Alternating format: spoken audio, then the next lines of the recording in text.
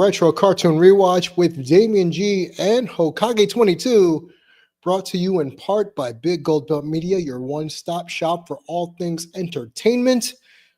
Ladies and gentlemen, we are continuing our foray into Dragon Ball Z Abridged, and we are going to do our best to get through 2 episodes of DBZA today. I know the other day it was kind of tough to get through, just reasons. But yeah, we're up to, what episode are we up to there, Hokage? We are up to episode 27. In our last episode, we watched Frieza transform, and he killed our good old white mage, Dende. Poor Dende. R.I.P. At least until he's wished back to life by the dragon. Yeah. But for those that don't know, we are running through Dragon Ball Z Abridged by Team 4-Star, either on my YouTube or my Twitch at twitch.tv/DamienG Show. We're tossing around ideas to change the content, not just focus on this, but also, some human interest content that if you know me long enough, you know that I've done in the past with other streamers. So we might bring that back. Hold on one second. Good thing to I'm a professional. I promise. So yeah, that's where we're at right now. At this juncture, if I don't have any screenings or movies to cover, we can try to get stuff in 2 times a week, but I may have movie screenings every day for the foreseeable future as I attempt to be Rotten Tomatoes certified, because I'm actually really pissed that I did not get passes to Thunderbolts, but people I know did. And when I reached out to the marketing team behind, who gives out screeners, I'm paraphrasing here, but I'm not cool enough to get those kind of screeners. So they said I had to be in with Disney. My editor-in-chief is, I'm not. And I have to be Rotten Tomatoes certified. So the Rotten Tomatoes certification, how it's been explained to me, is that I have to do an X amount of single reviews for the channel. I know I'm over at least 100, but apparently I need more solo reviews. So if you see me just throwing up stuff over on Big Gold Belt, quantity over quality at this juncture, everybody. So sorry, but the next couple of weeks I'm probably going to have a lot of screeners, and if we can get some content out once, 2 times a week, then that's fine. Ready? Ready as I always be. Let's go. The Dragon Ball GT are all owned by Funimation, Toei Animation, Fuji TV, and Akira Toriyama. Please support the official release. No. You put the lime in the coconut and drink them both up. You put the lime in the coconut and drink them both up. Fun fact, I sing this song at work. I mean, it's a catchy tune, just to come to yourself. It is catchy. No, I say it out loud. Fair enough. Because I'm that guy. So even though this, hold on. Hold on. Is he here? You know what time it is. Ladies and gentlemen, contributor to the show, Wade Ilson, with the dad joke or jokes of the day. He hits us with a couple of dad jokes, and then he runs out like a thief in the night. So typically he comes on right before we start the cartoon. Yes, by the way, good evening, gentlemen. Good evening, good sir. Good to see you. Good to hear from you. Now, so yes, is everybody, this one going to be Dragon Ball related, or is this just another run-of-the-mill dad joke? You know what? I want to be surprised. Fair Surprise enough. Surprise me. But yes, I do sing that song at work, just because, you and I have talked about this ad nauseum. We can quote almost every line from DBZA, and throughout the course of my workday, I'll just randomly blurt out lines from the show or cut that Raccoon promo against Vegeta just because. See, I wish I could say some of these lines from DBZ at my normal day work, but I can't because I would get in trouble. I'm sure. Okay, you ready for your dad joke of the day? Let's go. What do you call a Super Saiyan that doesn't eat? I already know what this is. Meat. A Vegetarian or some shit like that. I already know that's what he's probably gonna say. See, I was right. Vegeta. I was right. I got one right. Victory for Vegeta. That one's good. I like that one. That was a good one. But again, that proves how much we watched this show is that we knew. And Wade goes, victory for me because you laughed. Yep. Come in. Oh, hey, King Hey, Kai. King Kai. Your friends are in trouble, I'm in a Goku. pod. Are you healed yet? No, I don't think so. Well, how long do you think it's gonna take? Well, I think the machine will tell me when I'm done. Okay, you think or you know? You put the lime in the coconut. Goku! Oh, come on, King Kai. They don't need my help. I bet they're doing just fine on their own. And this is referenced in the Android saga, where Piccolo tells him, please stop making a habit of this. No promises. Where Goku just trusts his friends to hold down the fort unless your name is Yamcha. No matter what the odds, apparently. Yeah. And to be fair, with Goku's situation, nobody told him or even left him a message saying hey, the machine will tell you when you're fully healed. It's just up in the air of just let him soak in the tank for X amount of minutes and he'll be fine. He'll wake up. Right. In the actual anime, we don't know that for sure. Right. No one actually said anything when they threw him in the pod. So we're just going off of there's a time that you have to bake in the pot oven for an hour. But again, the reiteration of Goku doesn't show up on the battlefield unless all hope is lost. Happened in the Saiyan saga because he was delayed in getting there. Now he had to go to space after Gohan and Krillin, which I don't understand why he didn't go with them, but that's beside the point. And now he's late to get to Namek, and then he gets beat up by Captain Ginyu and Vegeta when they swap bodies. So again, he's out of commission until we get to the dire end. And what's even worse is, spoilers, whenever we start going into the Cell Saga, also known as the Android arc, towards the beginning, Frieza shows up on Earth, and Goku is rushing to Earth. And if it wasn't for Trunks, he would have let everybody on Earth die. No. They say that what happened. He said that he could have, he just didn't.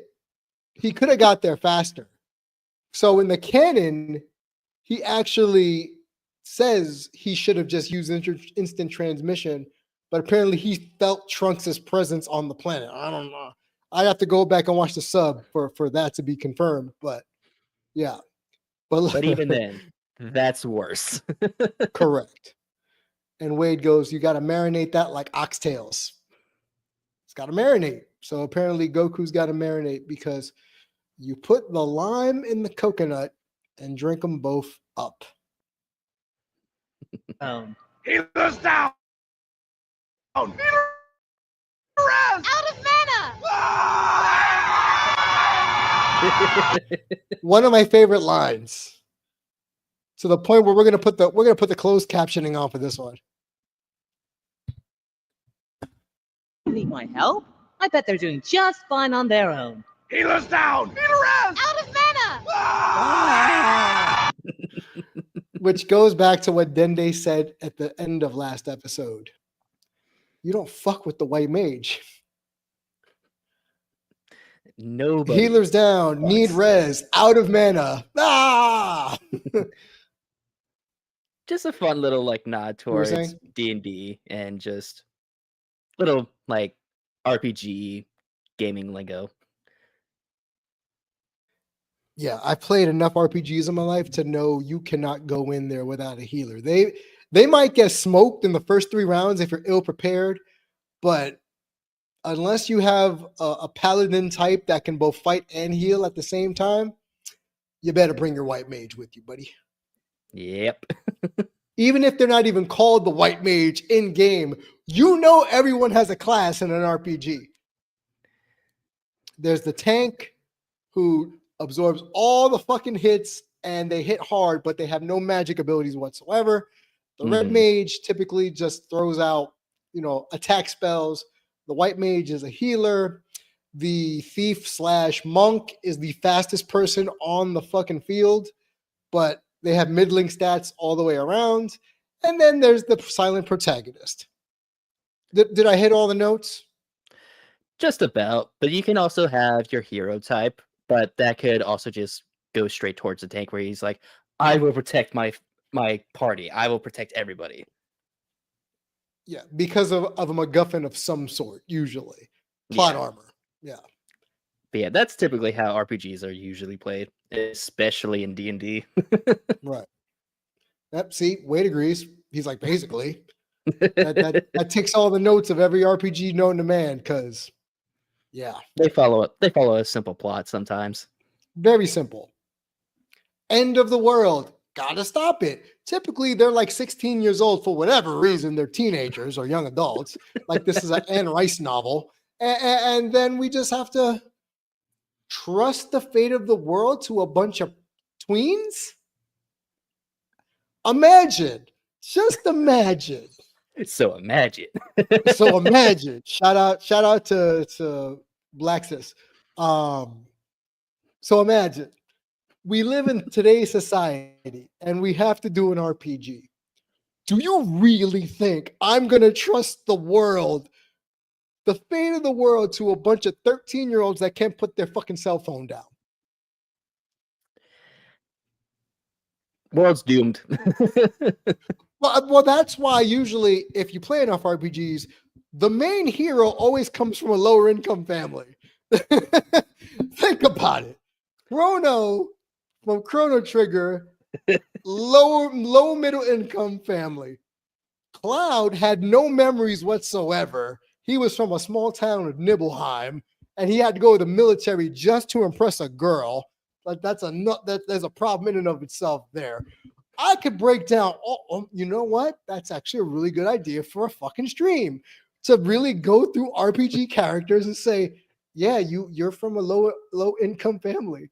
And typically, the main heroine is from the rich family that falls for the dashing young rogue, the dashing silent protagonist who's from the lower income family.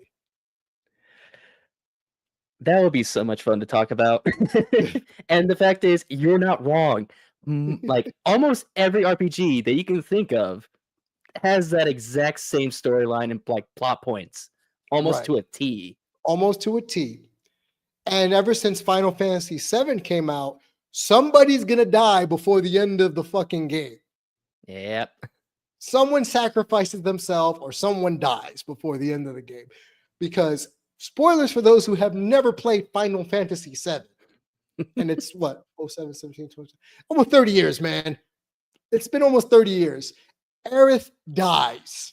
Okay. I know we had the remake where in another timeline she survives, but in the OG Final Fantasy VII Midgar timeline, old girl dies.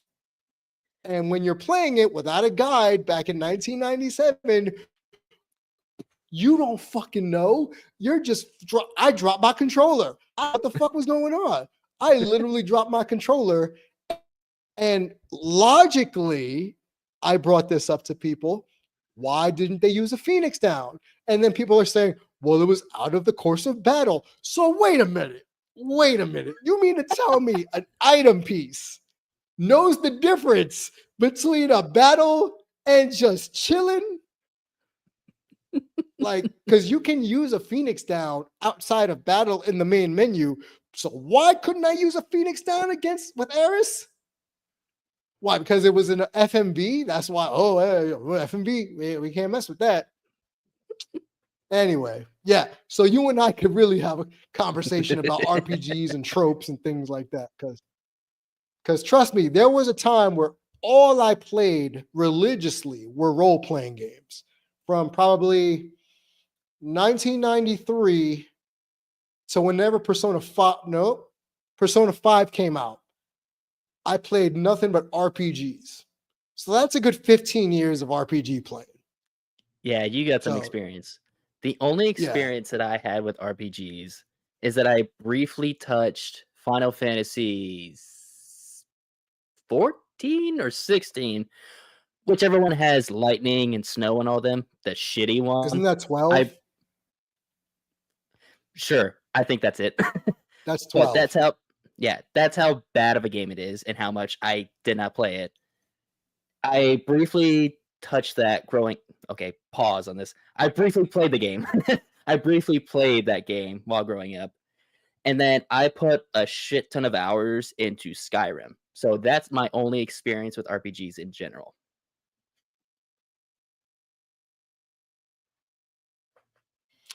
So fun fact, I can't get in to Skyrim.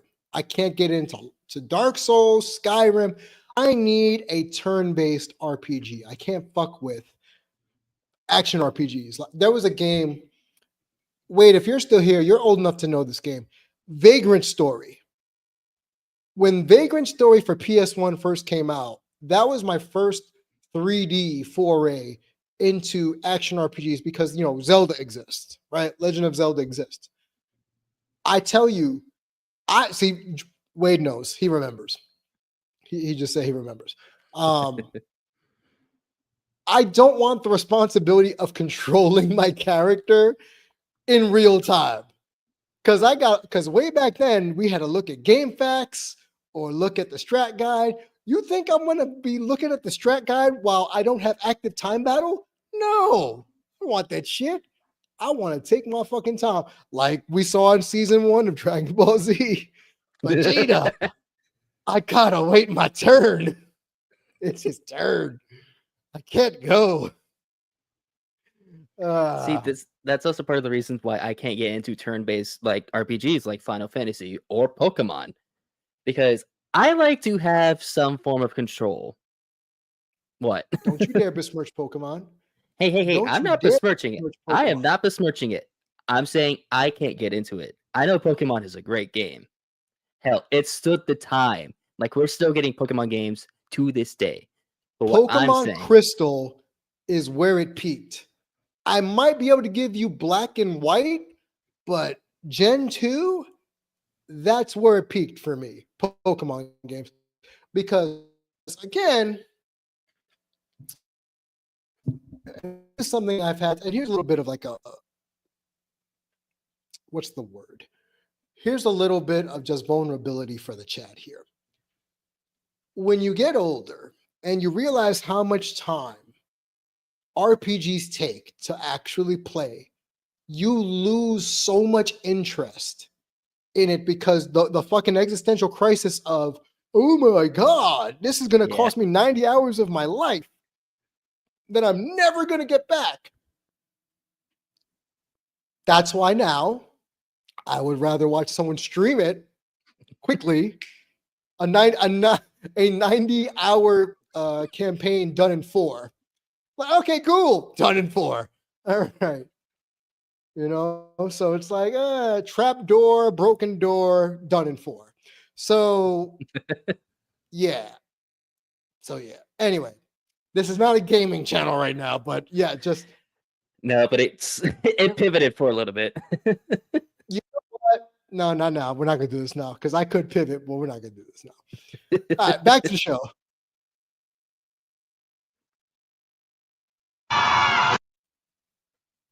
Oh yeah, they blocked that.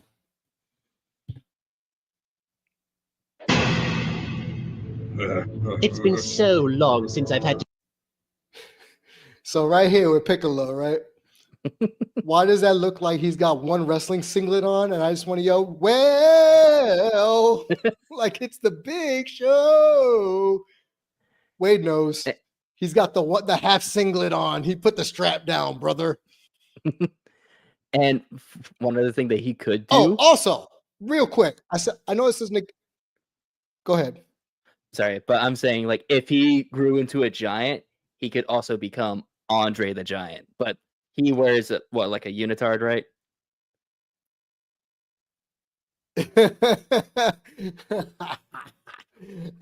He says he's the big show, but he built like Big E. True. He's all pecs and upper body. He's swole. He's pick-a-swole. Yeah. What was I going to tell you? Oh, so Wade, you're here. One good thing that came out of Las Vegas, right? We're still talking about this. One good thing that came out of Las Vegas. If you haven't seen, and Hokage, you know me. If you haven't seen Tokyo Joshi Pro Women's Wrestling, you are missing out. It is the equivalent of watching a J or K-pop concert mixed with professional wrestling. And I kid you not, everyone's magical and everyone looks like a fucking Sailor Scout. And for whatever reason, it works. Because I went to that show at 10 a.m. right next to a big dude that did not shower the day or the night before. Oh. Oh no. I was, and the seats were real jammed up in the palms. Oh, So no. I was smelling old boys, and he dipped. I was smelling old boys dip next to me. Brother, when I tell you, almost every single match had someone dressed like a fucking princess. But here's the rub. They could fight. Like, legitimately, a couple of them got some mean kicks that you would have thought they were shoot kicks after a while. They're athletes. They just happen to be very wafy Asian women. So, Tokyo Joshi Pro, you're welcome. Especially my new ass-kicking crush, Miyu Yamashita. She doesn't do the girly girl thing. She just kicks you in the face and she keeps it moving. My kind of woman. Kick you in the Hell face, yeah. keep it moving. And yes, smelled like those old brother. Okay, so now this has turned into a wrestling show really quick.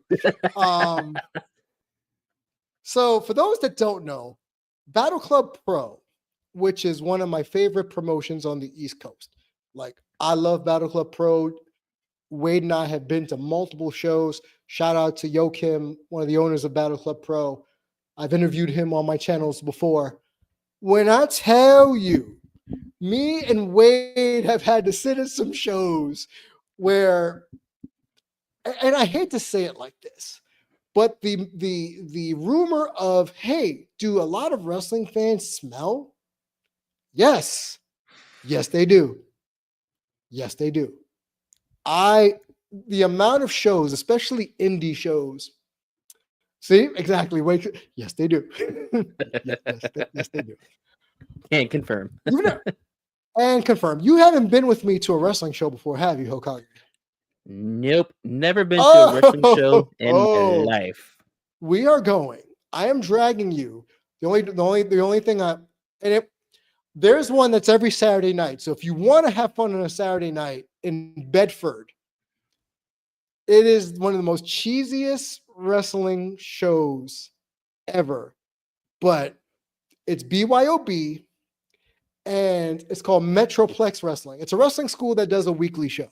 So these are people on up and coming, and they usually have one really well-known independent wrestler on the card to bring people in at the door. When I tell you, the first show I ever been to with MPX, I didn't even live here yet. I was working. I came here from New York. I was visiting. I was working. So it was me, it was Chris, and someone that turned out, G knows who this is, someone who used to be my ex, who was a coworker at the time or a friend at the time. And we sat on the VIP couch. otherwise known as the Couch of Doom, because I thought I got bit by something. I felt itchy. I was like, what's going on? But there's pictures of me, Chris, and old girl, Wade, you know exactly who I'm talking about. I'm not going to mention her name. Of us on the couch before the itchiness took over.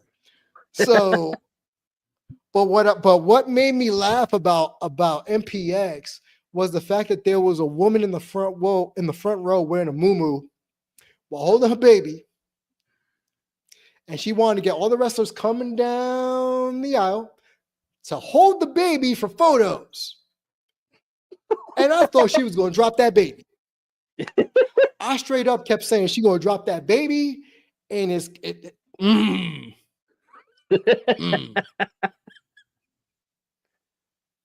Yes, Wade, I do remember that one show outside. The one where people were watching from the nearby rooftop so they didn't have to buy a ticket.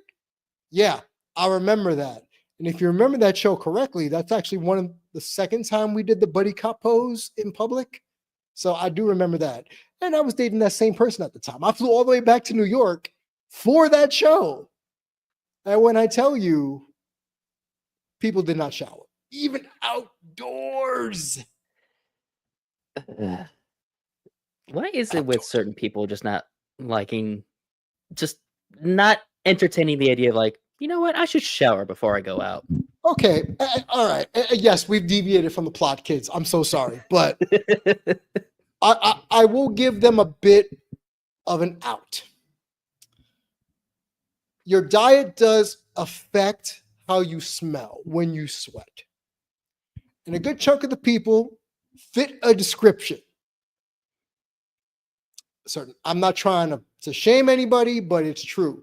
If your diet's shitty and you sweat profusely, you may be sweating out grease or worse. And yes, Makes sense. Wade agrees. Yes, indeed. See, Wade knows. Wade has been with enough shows with me to know how it goes down. Okay? I said on this show, Wade and I do the buddy cop pose every time we meet up at a wrestling show. We did it at WrestleMania when it was here in DFW. My man's Wade and his wife came all the way out here from Florida. Oh, by the way, Wade, I was talking to JJ Williams, photographer for AEW and a couple other places. I don't know if you know him or follow him on IG or Twitter. I told him in July, I might come out to that neck of the woods. So in July, if you're around, I'm probably coming around that neck of the woods of Florida in July if you're going to be around. Yes. He got so excited. Oh, word? Yes, because I was chatting with JJ. During Vegas, and he was working WrestleCon. You know, I was doing my shows, but we were in two different areas. So we didn't really have a chance to chat. And for you who don't know, JJ Williams, go on to Twitter, JJ Williams, photographer extraordinaire, the nicest person I've ever met who's worked in wrestling. And I shit you not, the nicest human being I have ever met that has worked in and around wrestling. So when I was chatting with him, he had just got done with WrestleCon. He had a 15-hour day. I had just gotten back the last night I was there from a event I was working, and I was exhausted. So we basically came to the agreement that I will come to Florida. I am around, yes, that I will be in Florida at some point in July. So be prepared, Wade. There will be a buddy cop with JJ added as a +1 in this photo. So yeah, I'll probably be heading out that way. But before we get back to the cartoon, so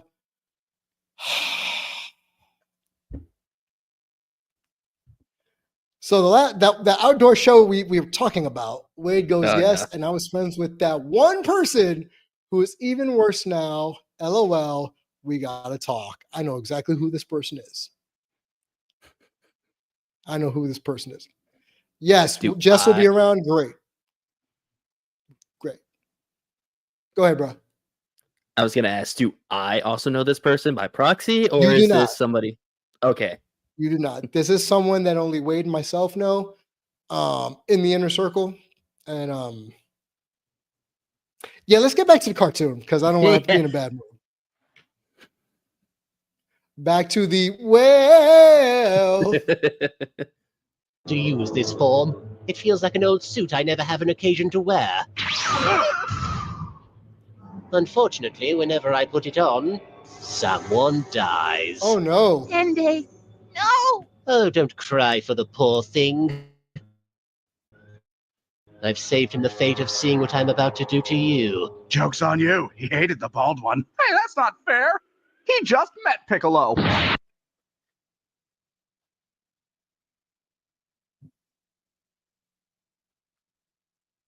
Krillin? Go Shut ahead. the fuck up. Thank you. Thank you. Thank you. Yes. Frieza, don't you dare be sour. God, that's for the new day. All right. All right. Everything is wrestling. Like, I had this conversation the other day. I actually had a conversation the other day with a non-wrestling fan who didn't understand why I was out in Vegas. You know, they understand WWE, but they didn't understand the independent scene. So I had to explain it to them. And then I explained it and correlated it to wrestling terms, like my shoot job, right? Which shoot means real. Like my shoot job is my real job, right? Or like, oh, I'm about to turn heel on this motherfucker. I'm about to be a bad guy. So I had to explain wrestling terms to this person. And now, because I did that, they are using it in their normal lexicon. They DM me yesterday to say, hey, I turned heel at work. And I said, oh, wait, what? They were like, yeah, I turned heel at work. I'm no longer the baby face, because baby face means generic, good guy or good gal. Yeah. So yeah, everything is wrestling. Everything is Everything is wrestling. Everything is wrestling. By the way, that's a badass shot. A black and white shot of Frieza. That's actually a really badass shot.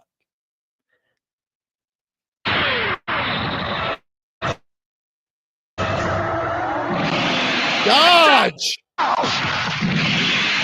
Or down.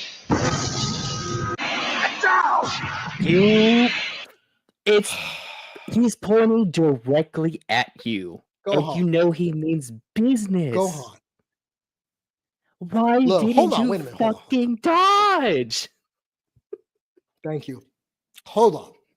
Now, full disclosure, you know this. I think Wade knows this about me. Hold on, dump button. I have a dump button. For those that don't know what the dump button is, it's when you mute when you're about to either curse on a hot mic or you're about to burp or something like that. So you disrupt the flow. That's the dump button. So I have one of those. Anyway, reason why I'm bringing this up is,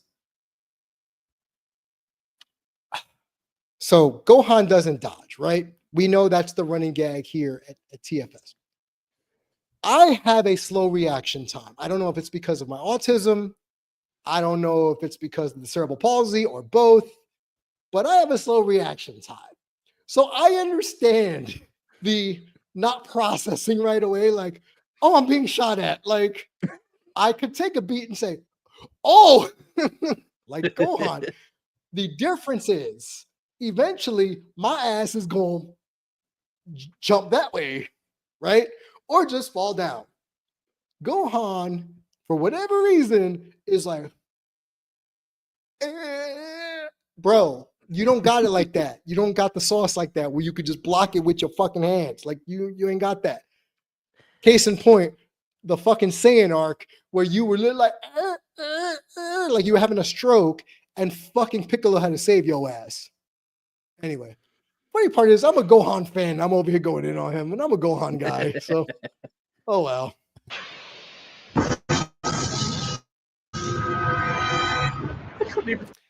That's another thing. And another thing. I promise we'll get through an episode. I promise. The amount of explosions that occur in Dragon Ball Z that no one reacts to, like, Oh, I just ducked out of the way. It blew up that whole fucking mountainside. What? Like, Nobody's gonna what? react to that and be like, holy shit, we're in out of our depth. Like that was just him pointing his finger Right. at somebody and blowing up a mountain. We would have been decimated. Nobody reacts to that. But for the Z crew, it's a Tuesday. Like, this is normal for them. Like, yeah, all right, death-defying explosion, cool. Sorry, rocks, my bad. You know what? That's another thing that they don't do in Dragon Ball Z. See, I got another problem. How come? How come you can wish for people to come back from the dead in Dragon Ball, right? But you never ask, like in, not was it Tree of Might? Bring the forest back to normal. How come you never wish the topography to go back to what it was, huh? How come it's always just bring back the deads? How about bring back the agricultures or bring back nature, huh? Yeah, it's either bring these people back from the dead, give me a shit ton of money, or make me immortal. It's never give people a shit ton of money, fix the forest problems, like bring them back to their like full like flourishing time, or anything else that'll help the earth. It's just, hey, a bunch of these schmucks just died. Can you bring them back? So here's a question. Here's a Dragon Ball related question for you specifically. I want, and wait, if you're still here and whoever else is in the chat, I want your answer. If you had Shenron just poof, right? But you had to make, in order for you to get a selfish wish, you had to have two altruistic wishes. What would your two altruistic wishes be?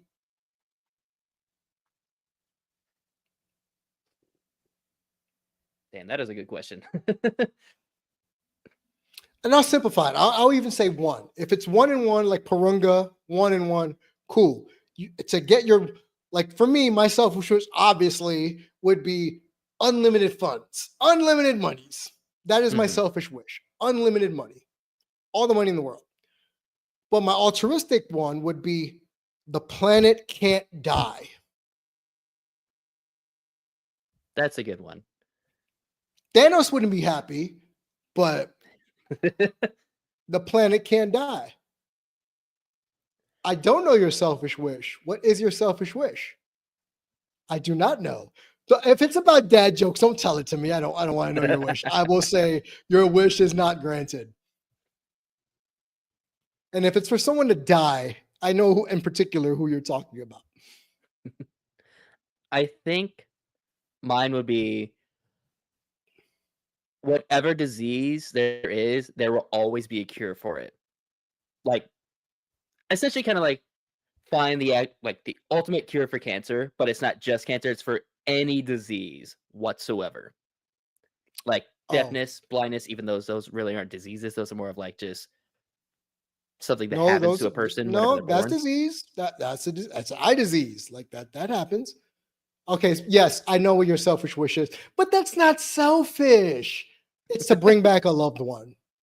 That's not selfish.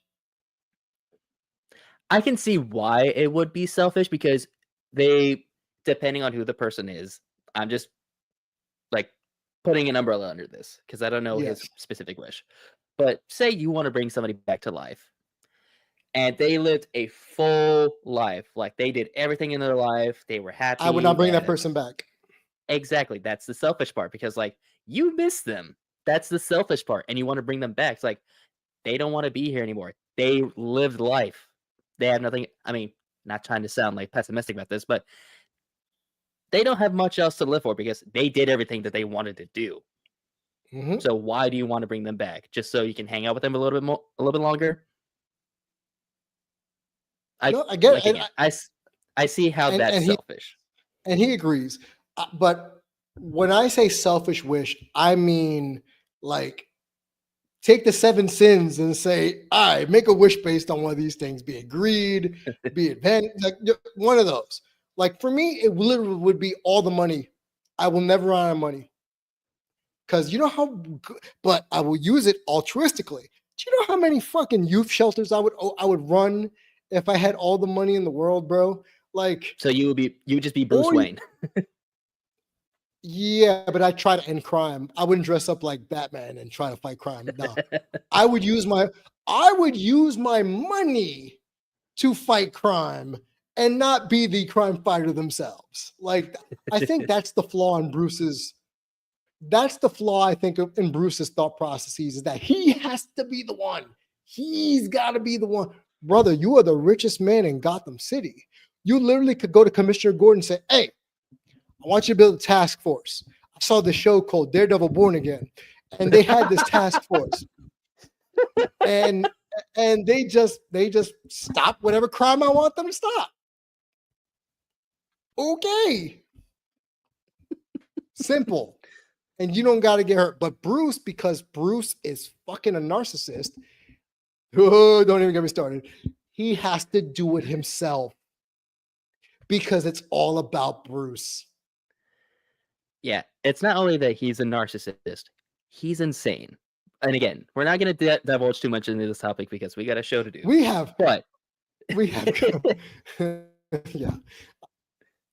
But yeah, he's insane. Yes. End of story.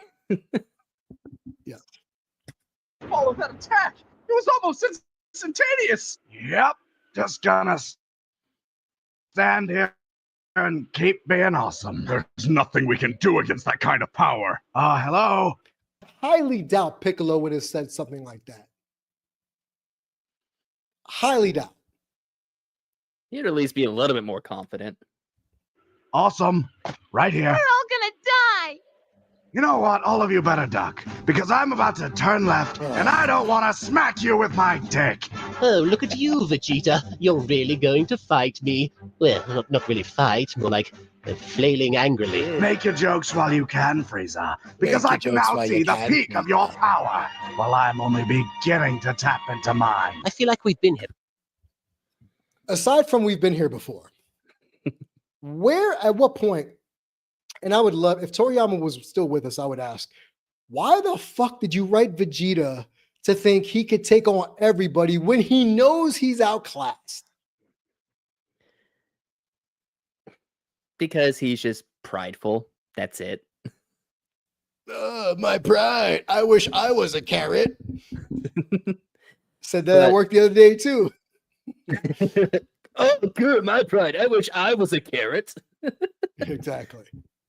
But I think I told you this before, but the reason why Vegeta tends to be the way that he is because Toriyama does not like Vegeta. He is his least favorite character, and he is thankful that he wrote him into the story, because if he wrote himself into a corner, he'll just make it Vegeta's fault. Right. Right. No, but I get it. That's another conversation we can have about the fact that the way it's been written, pride can only take you so far. Going back to Bruce Wayne, you got to be the one to do it, right? Pride. My pride. I wish I was a carrot. Yes, I know you wish you were a carrot. Kakarot. Yeah, I got it. But bro, Bruce, Veggie, come on now. Come on. Come on.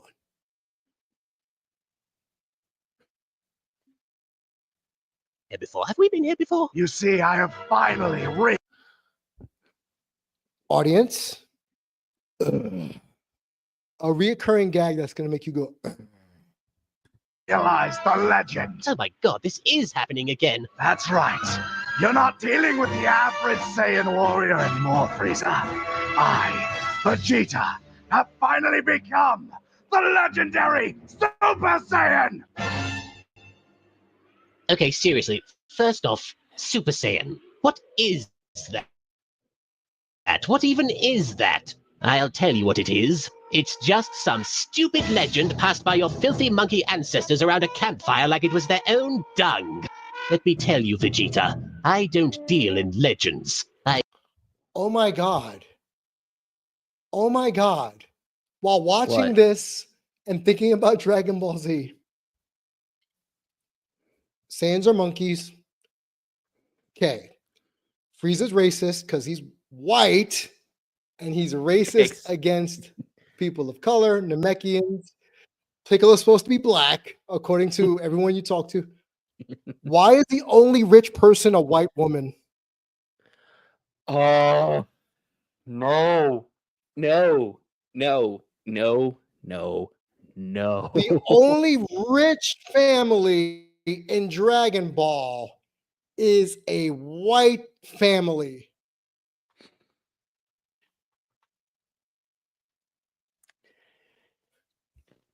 The briefs, for those that don't know, Bulma and her family.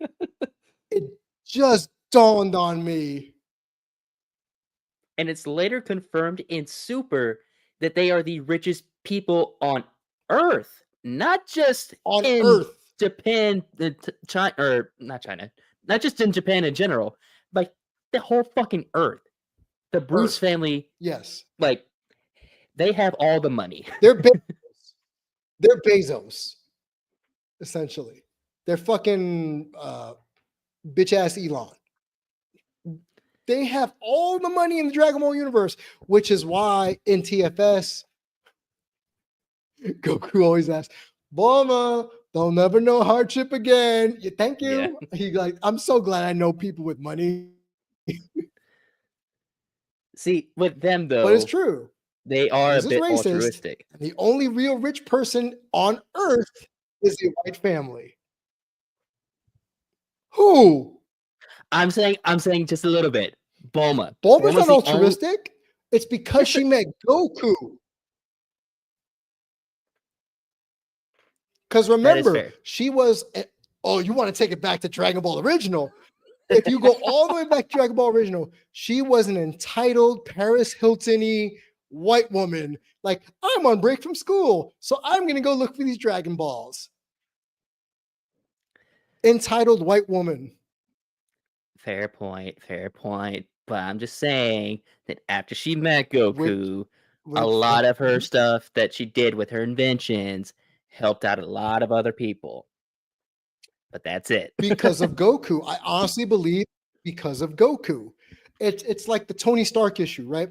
Tony Stark saw what his weapons were doing to people in the MCU. Tony Stark, what his weapons were doing, and he said, bonk that shit. Never gonna let that happen again. So the altruism is because of a factor or an event that changed their thought process. So when Bulma met Goku, remember, she wanted to gank him for his Dragon Ball. She was literally going to steal the 4-star Dragon Ball and vamoose in her fucking, what do you call it? Capsule mobile.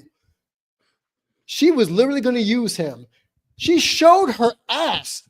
Bro, Bulma showed her ass to a child in Dragon Ball thinking that was going to work. And my man Goku said, the fuck I care about your dirty ass. Fuck I care about that.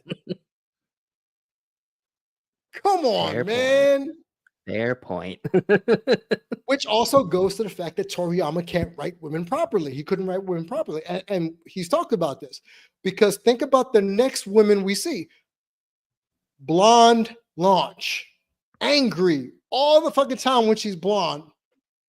Real demure when she's blue, right? And then let's not even go, because I saw this on fucking Instagram yesterday. Ran Fan during the World Martial Arts Tournament. Her fucking ability is to take her clothes off and be a living thirst trap. Yeah, Toriyama does not know how to write women at all in his show. Bro. We can have a conversation about this, but it would last for hours. I deal in facts. And here's a fact. By the end of this, you are going to be crying like a little bitch. Bitch, you just jealous of my Super Saiyan swagger. Oh, for f***'s sake. To be fair, I'm on Frieza's side on this one. Like, bro, shut the fuck up. Just shut the fuck up. Same here.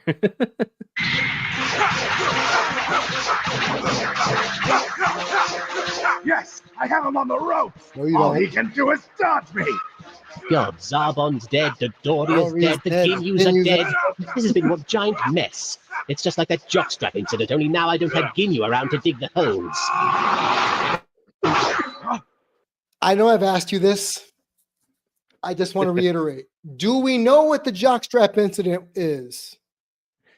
We do not. It's never explained. It's just an incident that happened where something happened with jock straps to where they had to dig up holes and possibly throw them into a hole.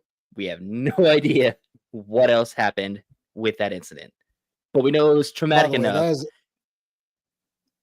Sorry, but we just know it's traumatic enough to know that it has been called the jock strap incident. and the fact that we're literally having a conversation about jock straps tells me enough about Dragon Ball Z Abridged. What? This may be a little off topic, Oh, I'm gonna need you to take over for a couple minutes. I need to go and take some medication. I'll be right back. Gotcha. but how good are you at digging holes? What? I mean, besides the one you've already dug yourself into. Don't you Vegeta, mock me! professional dig hole, or hole digger for his own grave.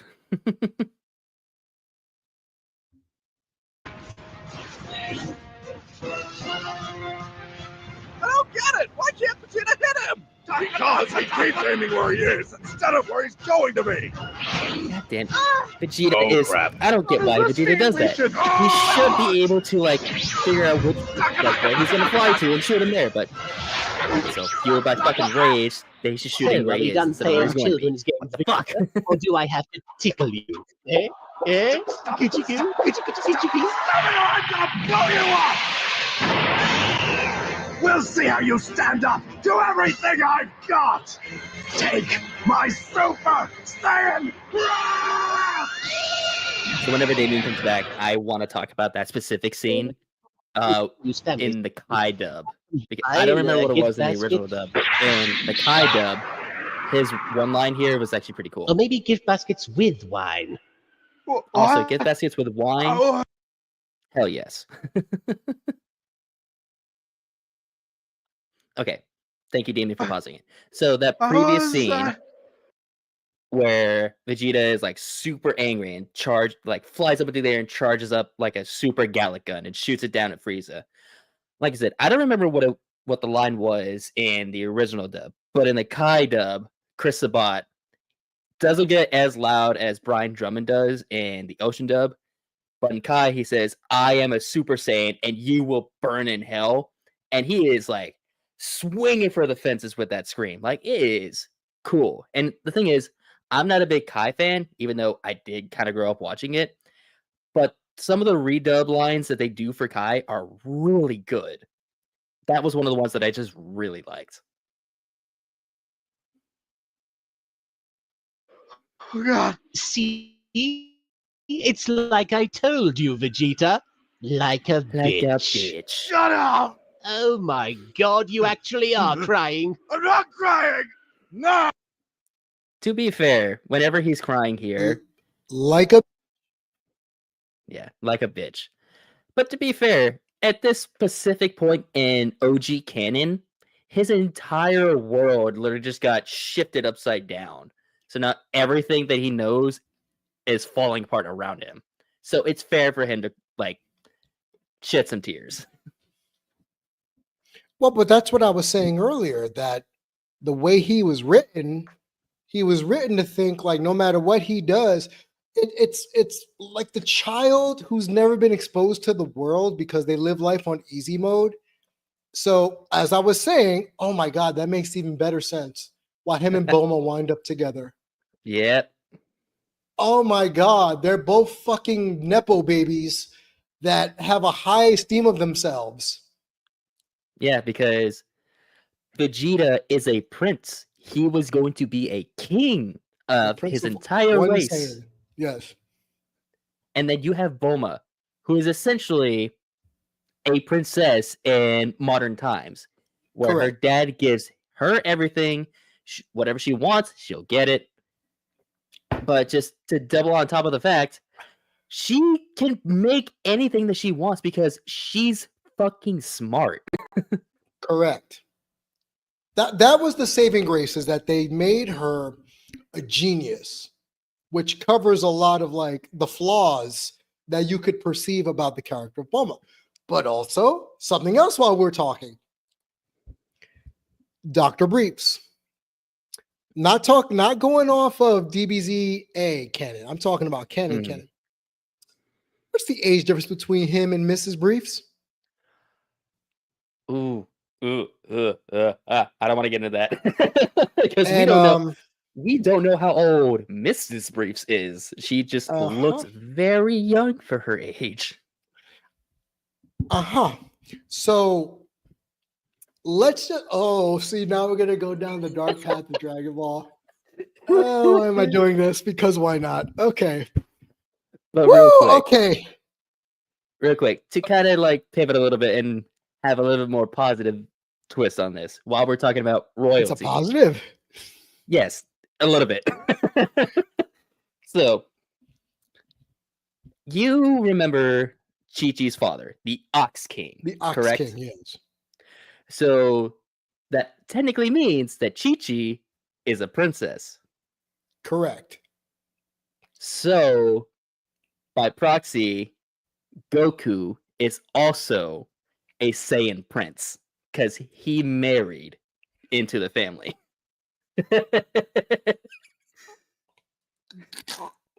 Okay.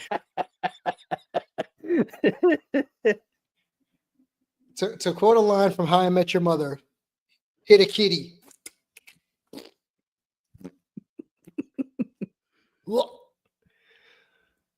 So now, if we're using that logic, Goku could tell Vegeta, "You're not the only Saiyan prince."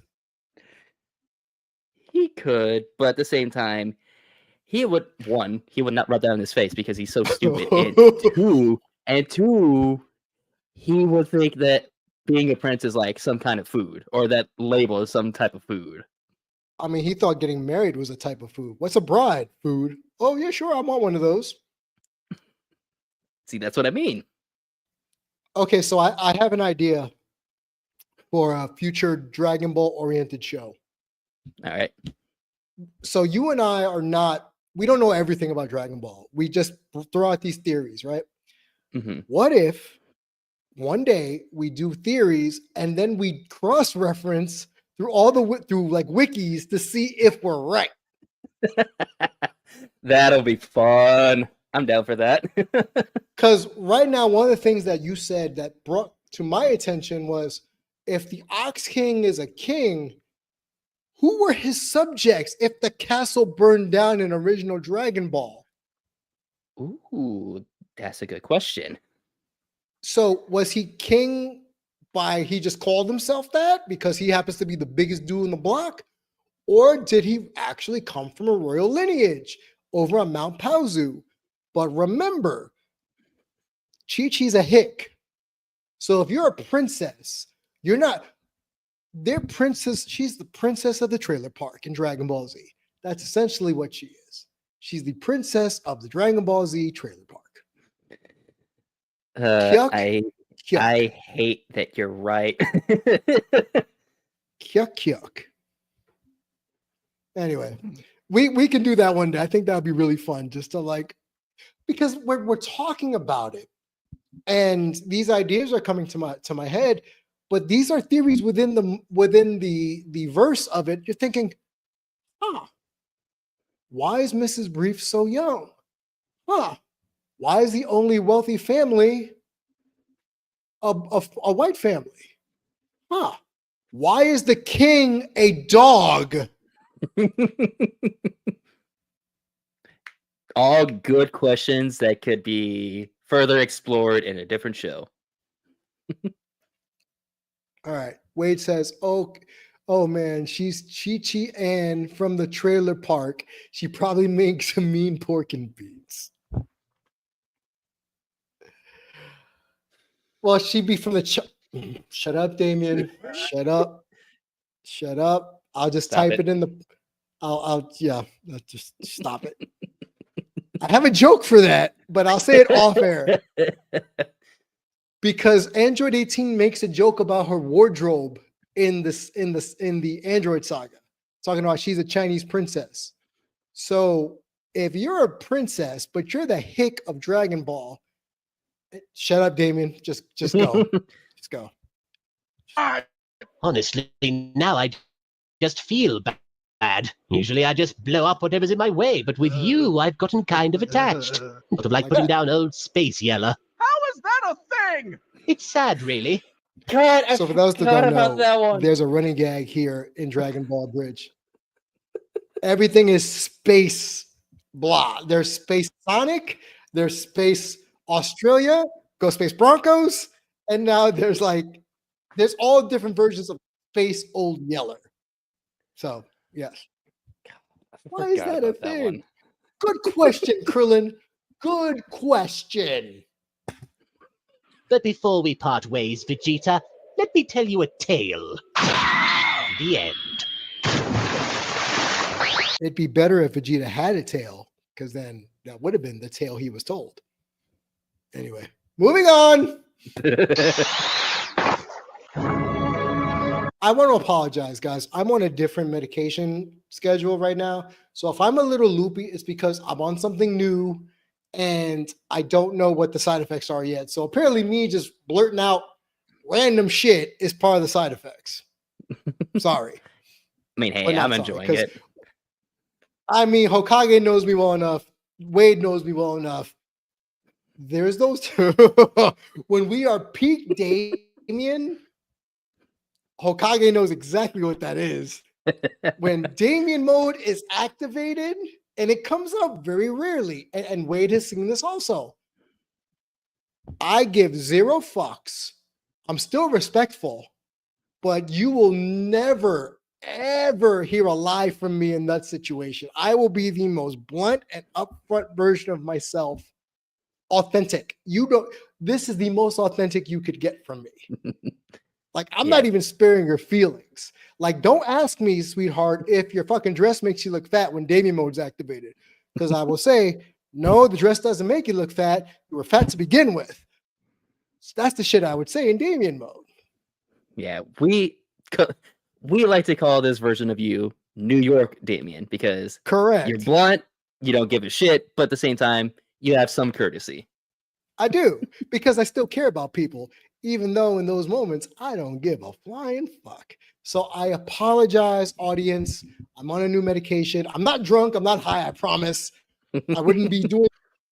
Shane has seen me both. So we would not be doing a stream if I was either or. Just medication. Medication.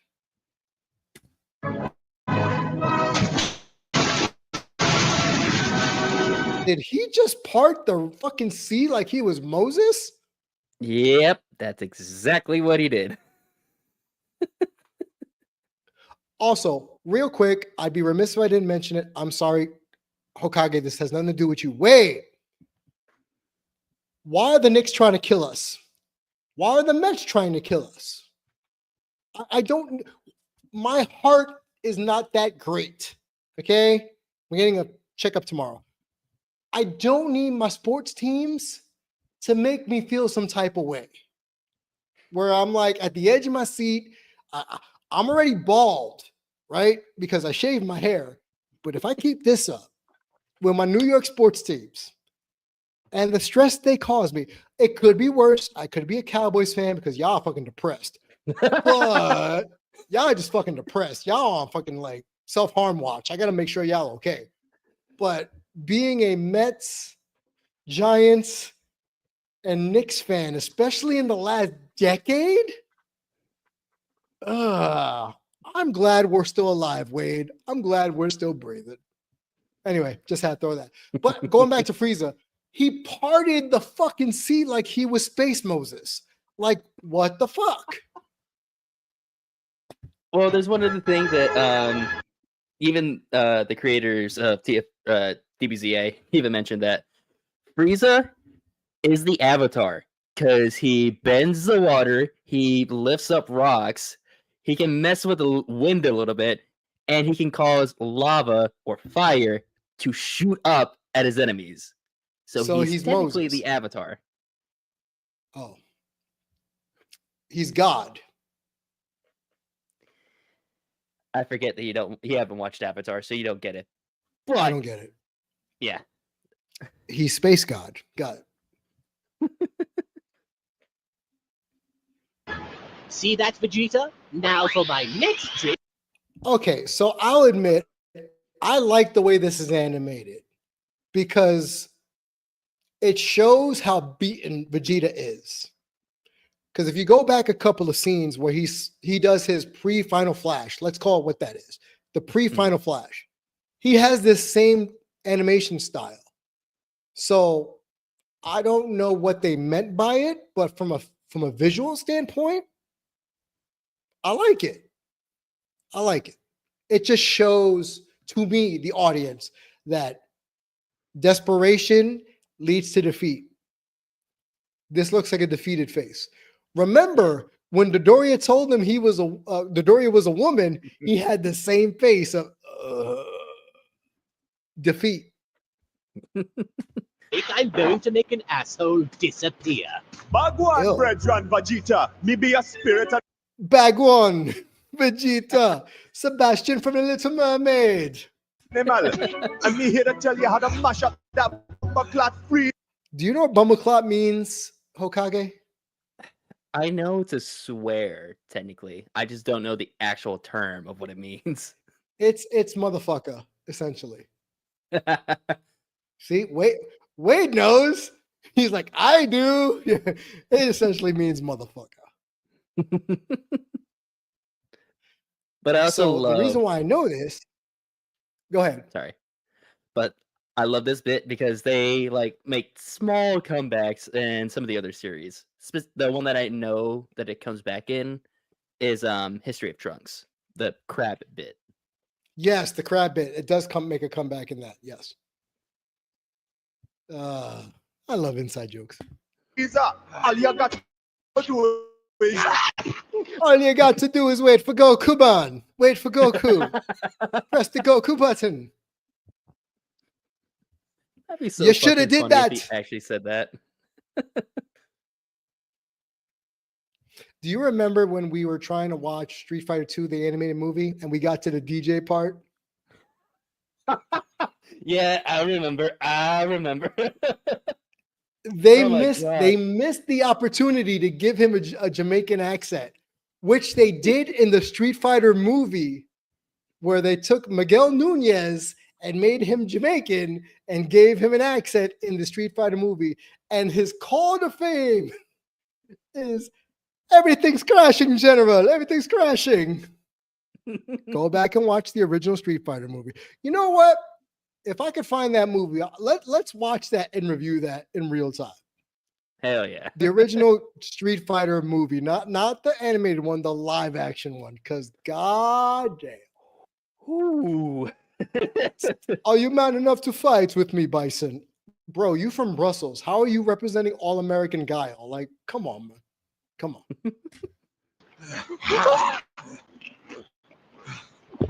Hey, Vegeta. why? Stop hitting yourself. Stop hitting yourself. Stop hitting yourself. You're the one hitting me. Au contraire, Vegeta. You brought this upon yourself. So logically, that makes sense. Yeah, Logically. because he's the one who provoked You hit yourself Frieza. because you brought this upon yourself. Yeah, he provoked Frieza in And the he mentions it 2 transforming. episodes ago. Yeah, Correct. he provokes him to transform. 2 episodes ago, this comes up. Sorry, go ahead. My bad. Apologies. Very good. I'm also just trying to remember what happened 2 episodes ago where he brings this up. He says, Vegeta, I don't understand. If you know I can transform, why do you goad me? Yeah. And it's also the reason why is because he thinks he's the shit. He thinks he's a Super Saiyan. He's fucking not. So he provokes him. Yes. He thinks he's the shit. He is like, all right, fucking throw down with me right now, bitch, and gets his ass handed to him, and then gets his comeuppance. Right. Which deservedly so, he gets his comeuppance. Absolutely. Hold on 1 second. Let me play.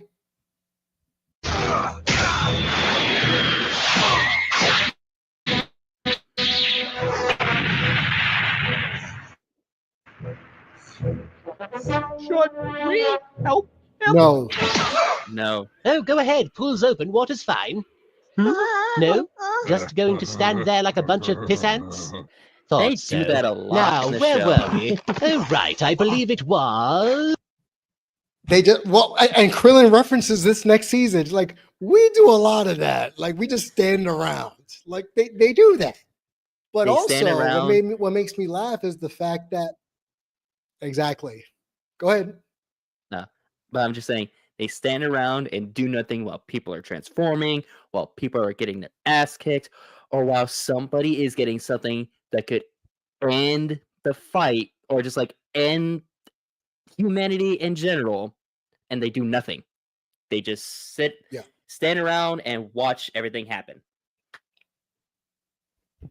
We do that a lot. That's essentially what it's because think about it. I understand Krillin and Gohan not wanting to do it, but it kills Piccolo because he's a warrior. It kills him to not get involved in that situation. But he's smart enough to know, as they say in the series, this is above my pay grade. It's above his pay grade. So he knows not to fuck around. What I do, you know what? Never mind. I can open up another can, but Kidney punch. Kidney punch. Kidney punch and pause. Kidney punch. Row, row, row your boat gently down the stream. Merrily, merrily, merrily, merrily, life is but a dream. there's a joke here too. Row, row, row your boat. Row, row, row your boat gently down the stream. Merrily, merrily, merrily, merrily, life is but a dream. Row, row, row your boat. Look at Tien looking all proud and shit with his thick ass eyebrows. Look at that shit. Also, never mind. Shut up, Damon. You're getting way too deep in the lore. Never mind. Because I'm looking at the third eye. Why his third eye doesn't have an eyebrow? But all right, never mind. Row your boat gently down the stream. Because then we could take it to he. Never mind. Just keep going. Merrily, merrily, merrily, merrily, life is but a dream. Row, row, row your boat. Ha! You want to explain the joke? Yeah, I'll explain it. So, for those of you who have not watched all of season 1, if you haven't, what the fuck are you doing? Go watch it. It's funny. Go watch season 1. But back in season 1, whenever they were still in their prime, they had 4 or 5 people voicing characters. You have Lanny, you have Kaiser, you have Takahata, you have Masako, and then a different person that not a lot of people know, Vegeta 3987, who voiced Raditz in the original dub, and he also voiced Yamcha. So that's why there's like this little bit, because whenever they started going to season 2 of this show, Vegeta 3987 left. And so they didn't have a voice actor for Yamcha. So what they did until they found somebody to voice Yamcha was do this bit where like, what does Yamcha think? Nobody cares what Yamcha thinks, and just abrupt him because they didn't have anybody to voice him. And it's funny because I didn't know that until I watched the director's cut. So that's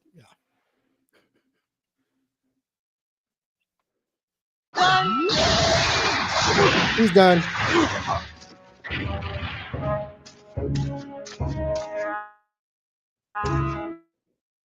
It seems our game is over, Vegeta. Now that Zen we're Cat done rules. here, I send you crying home to Mum. My mother's dead. I know.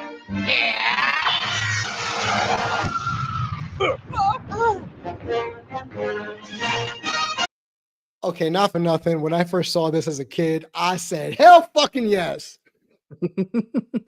Our hero finally comes Kid in and Damien. joins the fray. Yeah. Well, remember, we didn't think about this when we were kids. We just saw like Goku's here. Fuck yeah.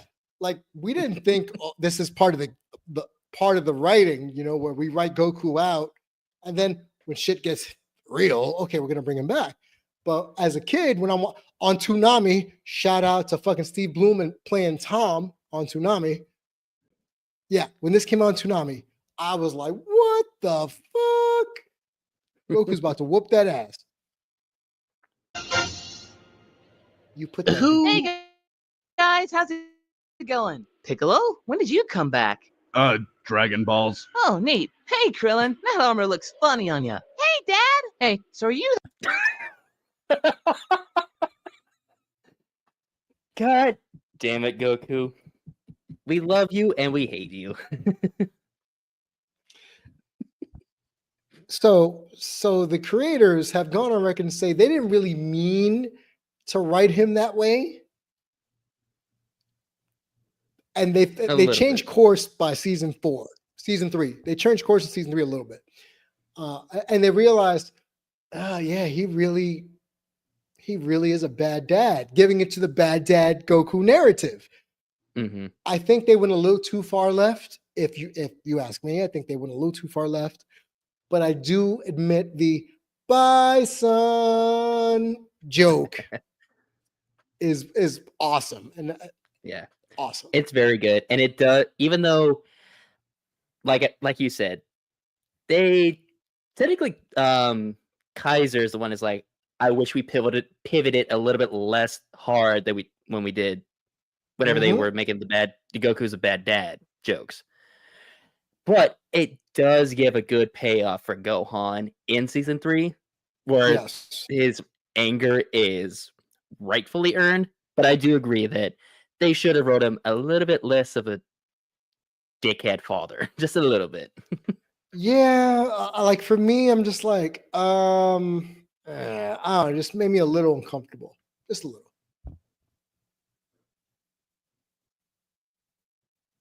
That Freezer guy? I am Lord Frieza, yes. Awesome. I'm gonna deck you in the schnoz. Ow. I'm sorry, that's a new one. By the way, do you find it funny how Frieza has a nose but Krillin doesn't? Why did you point that out? I'm never gonna not notice that.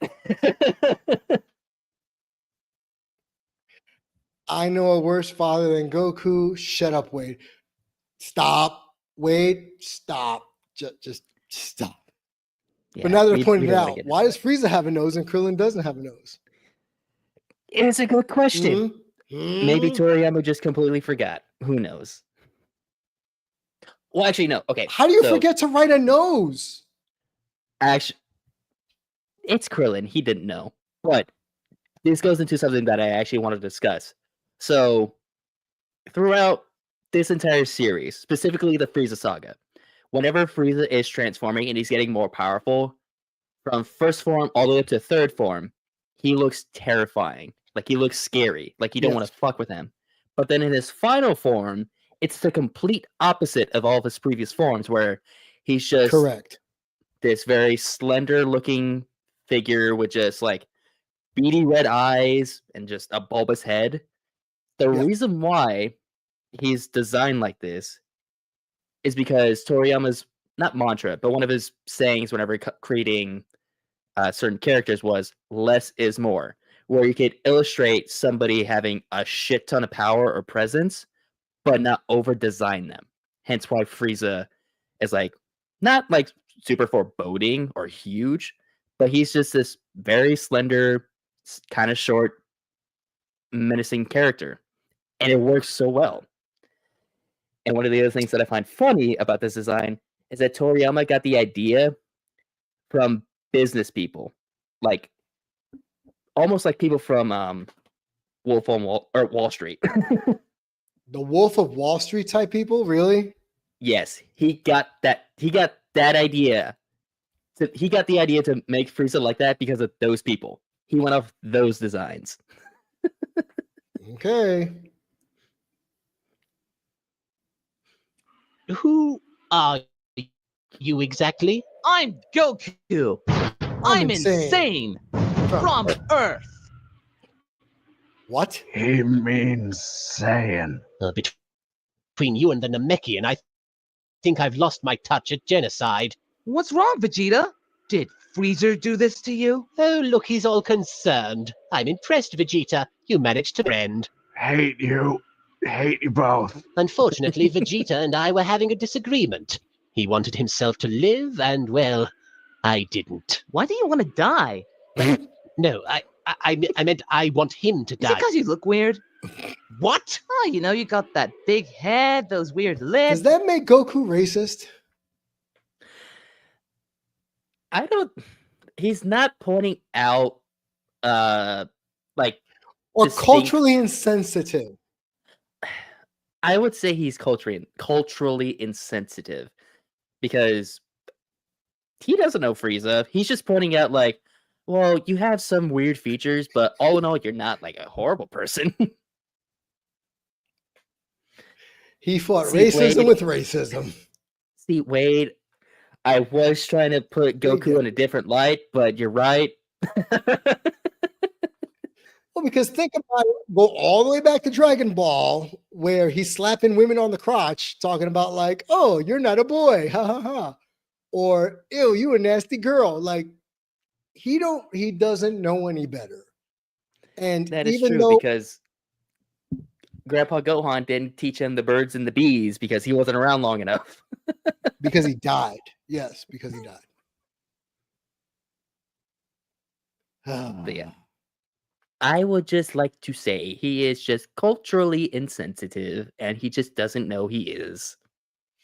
We can never put him in a better light. Goku being Goku. I tried my damnedest at least. You tried. No, I give you credit. You actually gave it a real try. But no, you were wrong. In that tail. And you don't have ears. Okay, no.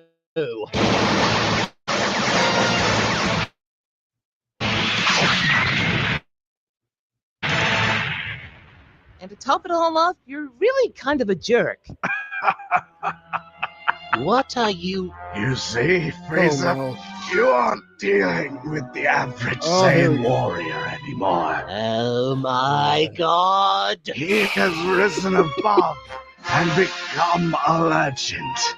The legend that you fear. He has become a Super Saiyan. So Vegeta could have lived if he just stopped talking. But he's Vegeta. He's full of pride. He doesn't know when And he to shut the fuck up. and now he's a carrot because he's going to be buried in the ground. Now he's a carrot. So there you go. There you go, Vegeta. Now you're a carrot. You happy now? Good. Just shut the fuck up and you would have been fine. But no, you want to go at Frieza while you're dying, mind you, not about to scrap. No, not because you have some power up. You are literally laying there popping off, talking about you're not dealing with the average Saiyan. Ah, you dead. You dead. That's what you get. But you have to give credit. He is persistent. That's it. But look what it led him to, his death. That's what I'm saying. That's my biggest issue with Vegeta. It's like you talk all this shit and you die.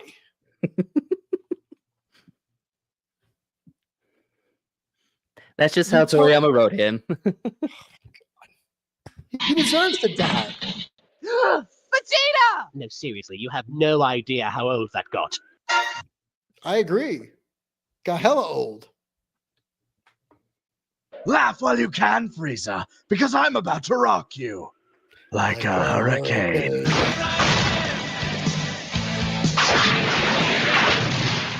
Huh. I should have known that was only a one-hit wonder. So they explained that joke.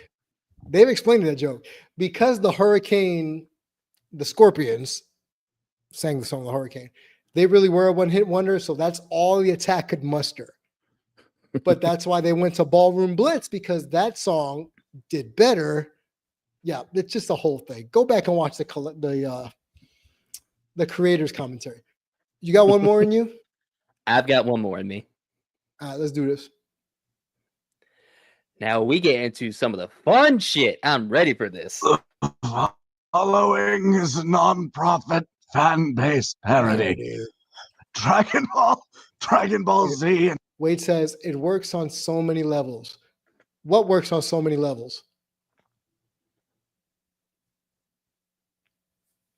Dragon Talking Ball about Ballroom Blitz? GT are all owned by Funimation, Toei Animation, Fuji TV, He and died. Akira Toriyama. The hurricane joke. Please support the official release. Mm. Oh God. Vegeta, no! Vegeta, no! Don't worry, little Grey. Vegeta dead. Oh. Vegeta, no! And me, I'm Piccolo in this situation. Meh. Meh. Are you all right? Yeah. I have a fucking hole in my chest. Why didn't you block that one? I thought you had it. No! It's funny how he's still talking. I could have sworn I hit a lung. Oh, there it is. Kakarot, if you're ever going to listen to anything I have to say, do it now. What is it, Vegeta? I've lived my entire life under Frieza's rule. My entire kingdom, my race, was enslaved to do his bidding. I understand now. If it weren't for Freezer, you wouldn't be. Dying? No. No. I was gonna say evil. Oh, no. I'd definitely still be evil. If this situation were reversed, this conversation would never have happened. You'd be dead, and I'd be laughing. Oh, it hurts to laugh. So, why are you Can you telling pause me it real this? quick? Because, Kakarot, So I kind of want to talk about that specific sentence that they were just talking about, where if Frieza didn't treat him the way that he did, he wouldn't be evil. That's why it was in the Right. canon show where whenever Vegeta is Yeah. giving his speech, his dying breath, he is telling Goku, like, I am evil, and the way that I am because of him. He made me this way. It's like, no, Vegeta, you're wrong. You boast about your entire lineage and saying race, saying that you conquered planets before Frieza ever came into the picture. You did that shit for Exactly. fun.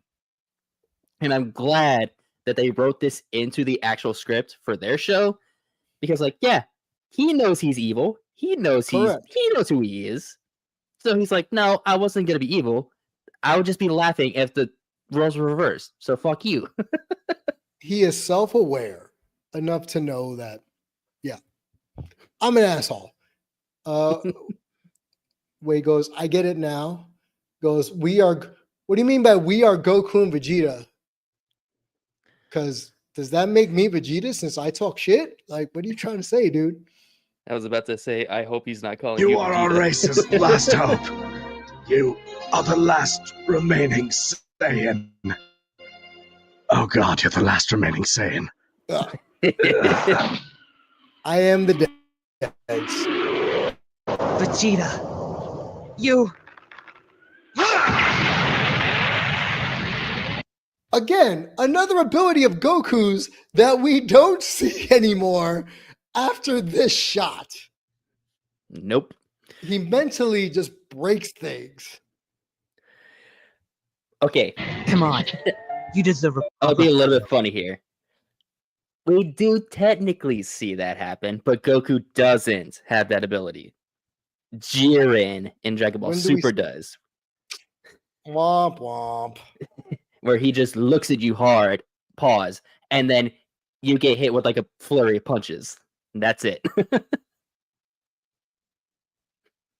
Fair. Oh, yes, a proper burial. An unmarked grave on an empty planet in the middle of nowhere space. Honestly, I'd say it's too good for him. Frieza always shit talking. I'll make sure to give Frieza one for you, best buddy. Even though he's dead, I'm still going to talk Yeah. shit. Also, the very first best buddy Goodbye. in the entire show. We got it. Is that? Wait a minute. Didn't he? Wait a minute. Because when he said it before this. No, so After- after Goku shows up and he gives him the Senzu bean, or before he says that, he has like, "Hey Vegeta, we're friends, right?" And he says, "Fuck off, the best." That's the closest to it. But after that, we have this one, and this is the first best buddy in the series Okay. proper. Come now, I'm sure he's in a better place. Who am I kidding? He's probably in hell. I don't know. I went to hell once. The only real bad parts were these two oiled up German guys trying to wrestle me. Are you real? So this is the first time they reference Vegeta dying and going to hell. And then the Yeah. boo bits, it's like heaven? No, you ain't going to heaven. Out of here. Are you real? But now, I know what I have to do. I have to stop you! You're a heartless monster who kills everyone in his way. Damn. Eat children. Oh, please, everyone's always on about the children. I already tried leaving them alive, but all they do is grow up under my rule or dedicate their pathetic lives to revenge.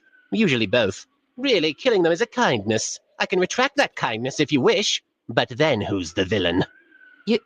You. No, that was a rhetorical question. And I gave you a rhetorical answer.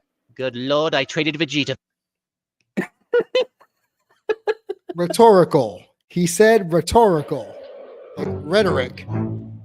Gohan, Krillin, Piccolo, get on out of here.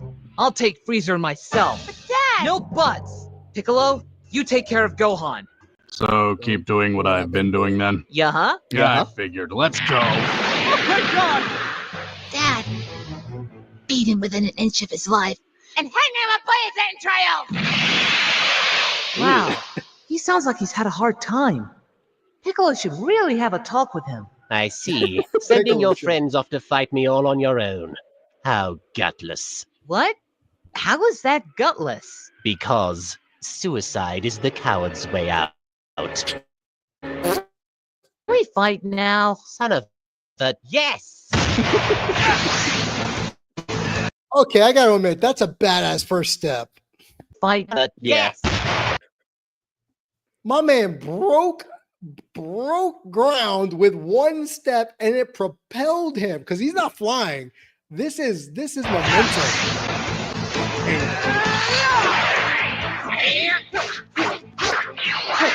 Now he's flying.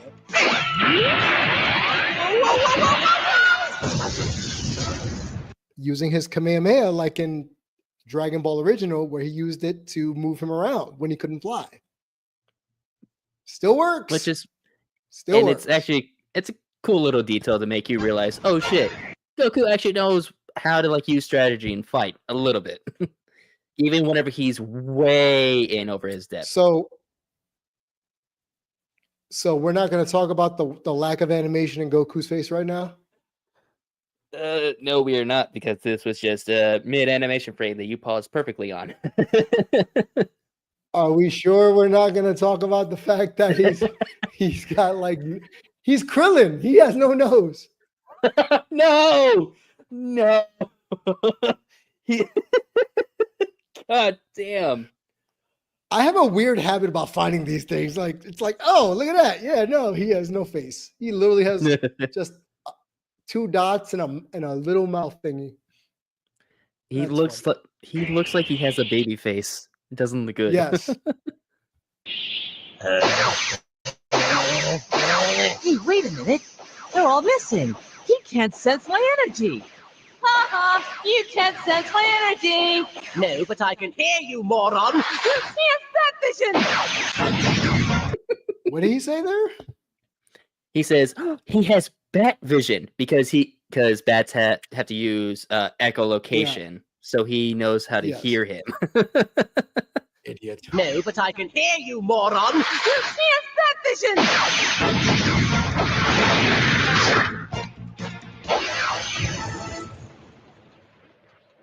Ha! You missed. Or did I? Yeah, you did. Well, no, I really You did. see? Not a hole on me. I wasn't trying to... You should really work on your aim. You know what? I'm not going to say anything. I'm just going to let this next part be a surprise. What part? Ha! Now what do you have to say? My body's flaming! I miss Zarbon.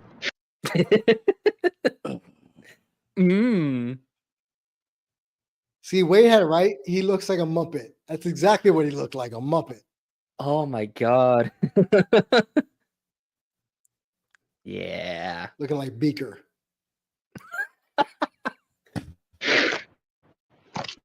Wow, that was close. I was almost out of the frying pan and into the lava. How do you function? Hey, I'm just like any other guy. I pay.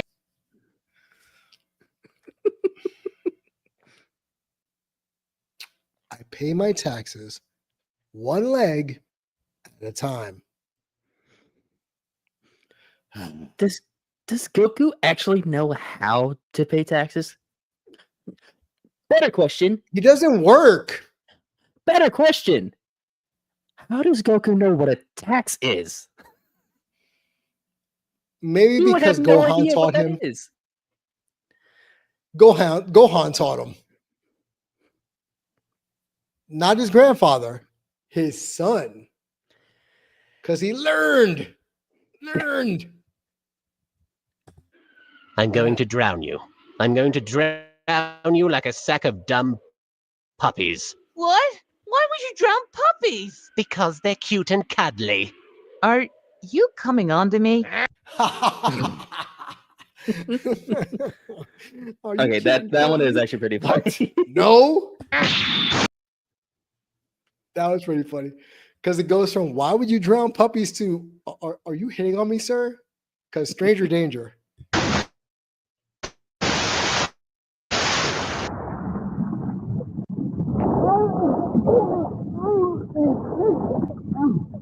Oh man, this guy's strong. I gotta catch him by surprise. Wait, he can't sense my energy. I know. Kamehameha! This is the best idea I've had. Tell me the double bacon wedge, a sandwich with bacon instead of bread. Come That now, I've waited sounds long enough. I know you. extremely unhealthy. So it's a sandwich or burger, but the bun is a bacon. So if you've ever seen the Boondocks, they got the Luther, which is like a bacon double cheeseburger between two donuts from Krispy Kreme. Damien, I have a better analogy that you will immediately understand whenever I say this. Go ahead. So, take the grilled cheeseburger that I had when we went out a few nights ago, but replace the grilled cheese sandwiches with bacon. Oh, yes. You literally almost had it. Yeah. Yeah. A grilled cheeseburger. Do you want to explain to the audience what that was?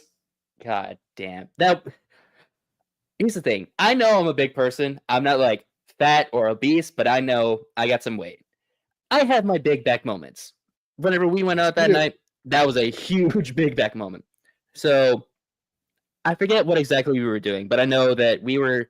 Oh, it was at we went to Game Trax's house party. Yeah, we went to his house party, and we were like, shit, since you're in my neck of the woods, let's go to a bar that's close by.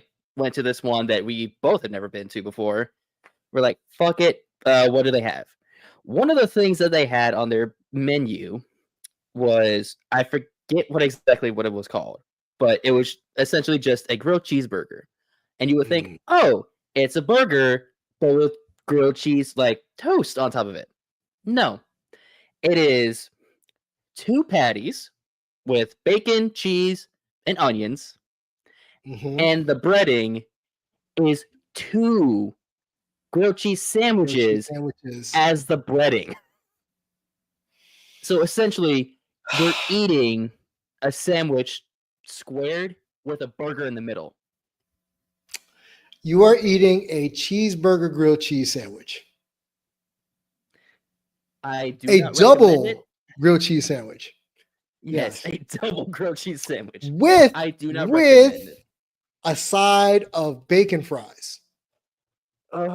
Bacon cheese fries. Bacon cheese fries. Yeah. See, I stuck to all protein. Yeah, you were smart. I was not. I literally downed like a quarter of that shit, and I still had to take it home for me for leftovers, and I still had to take another day to finish it. It looked good to me. Oh, trust me, it was. Look good for a little bit.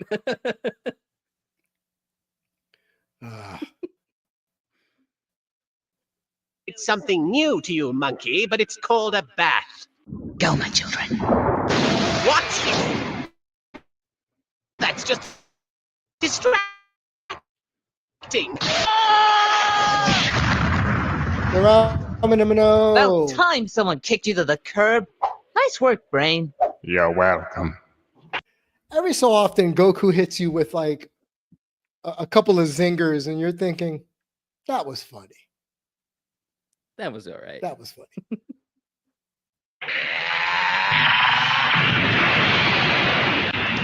It's not on screen.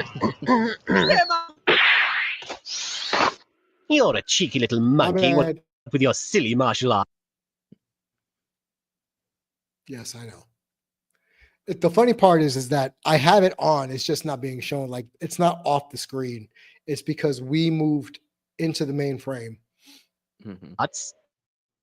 But you know what the difference between you and I is? You can punch a board and it will break in half. I can punch a board and wipe out its entire race. But can you block? No, blocking's for weaklings. I'd like you to meet my friend. A friend? Blocking's for what? Said blocking's for the weak. You don't block in fighting games. You just mash buttons and hope you win. So just the Akuma, the Akuma style, just all offense, no defense. Yeah. Yeah, Last just wake cannon. up DP. I understand. Just wake up DP and you'll win.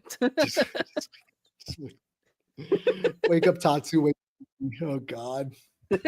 Is he nice? Rock solid. Filthy monkey, meet General Mountain. Hi, General Mountain. My name's Goku. I'm Oh, sorry, Goku. Mr. Mountain.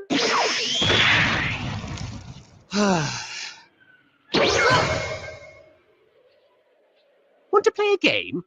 Yes. Yes. But I love how he asked in a question, yes? And then this is what we asked.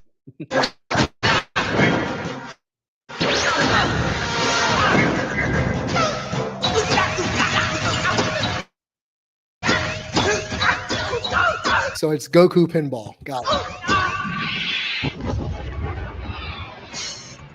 it. Goku, Piccolo, Vegeta, Gohan. Who the fuck is Ginyu? Okay. They're power levels. Yeah. They explained this in the commentary as to why the numbers here are so massive. It's because in the official Daizenshu, these are their actual power levels in the show as of now. So right now, Gohan has a higher power level than Ginyu, but Vegeta's because Vegeta's power level is less than because second form Frieza. Oh, wow.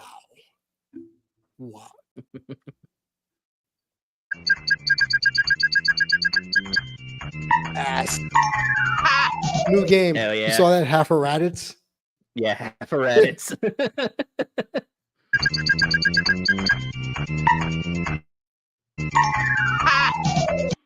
So how did you like that game, monkey? It was okay. What? It was no Donkey Kong, though. That is Hey. a high level.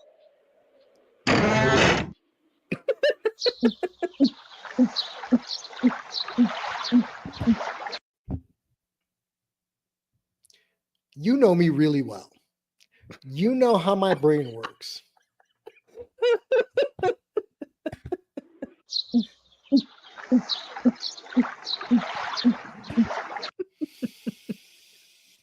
I'm going to hell. I'm either going to hell or Vivid Video, one of the two.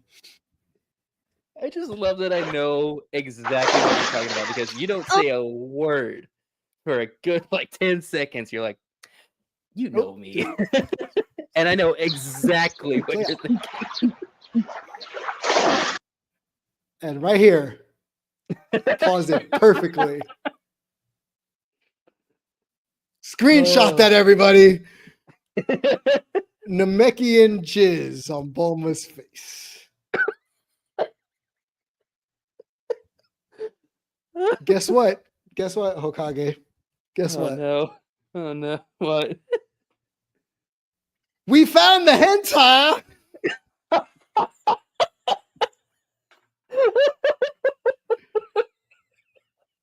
We have literally found the hentai.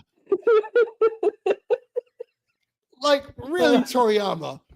You really didn't think? You know how Japan, bro. You and I both know, and wait, you know how Japan works when it comes to their literature and their graphic novels. You really didn't think this scene was gonna? Come on, y'all. Japan's more perverted than we are. Whew. Oh man, that broke me. Her eyes are closed, and her eyes are closed. See, Wade knows. Oh no!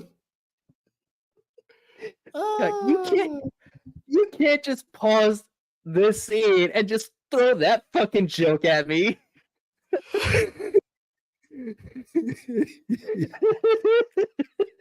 I'm gonna let you take over. I gotta go. Hold on. I'll be right back. Oh my god. Okay. Need a second. But goddamn. Oh god. Whew, that was good. Wait, never mind. She can't. Hold on. Listen up.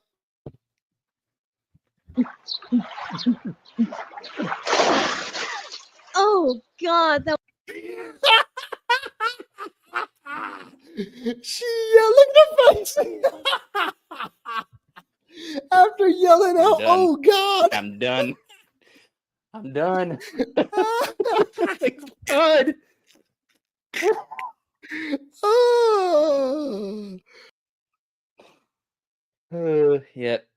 Yep. We found the hentai.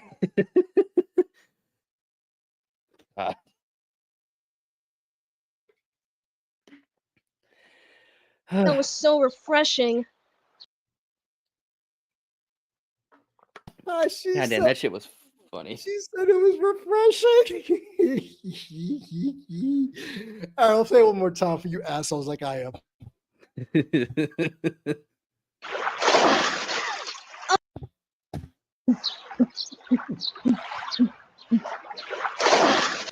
I found the hentai right there. Oh god, that was so refreshing. I'm out. All right. We're good. God Too damn. bad it was all saltwater though.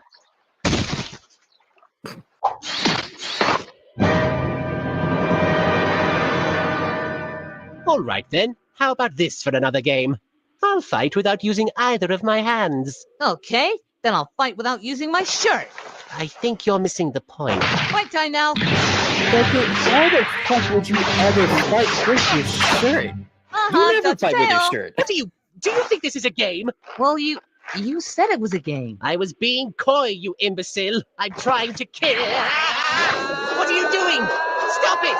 Stop it now, or I'm going to. You. Huh, what's that?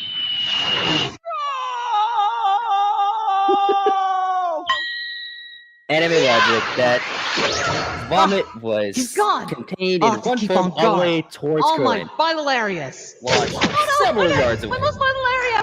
Oh, what's wrong? Don't have anything cute to say this time. Adorable. He's gonna choke me to death. Quick, Goku, use your instincts.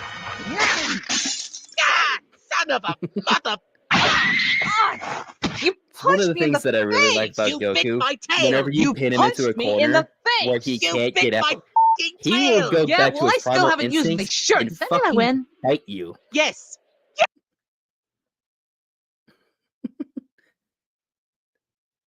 It's just one of the things that's very hilarious. Like, he does it against Frieza, he doesn't do it against Cell or Vegeta, but he does it against Boo, and he does it against Broly in Dragon Ball Super. Where if you go for his neck or you put him in a corner, he's gonna, to quote Simple Saiyan, he's a junkyard dog. He will fucking bite you. He did to Whis too, right? In Dragon Ball Super. Yes, he did that When to they were Whis while training. they were, while they were training.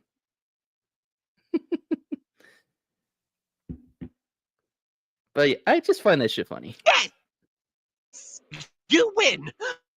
What do I win? Another bath. But I'm Say what?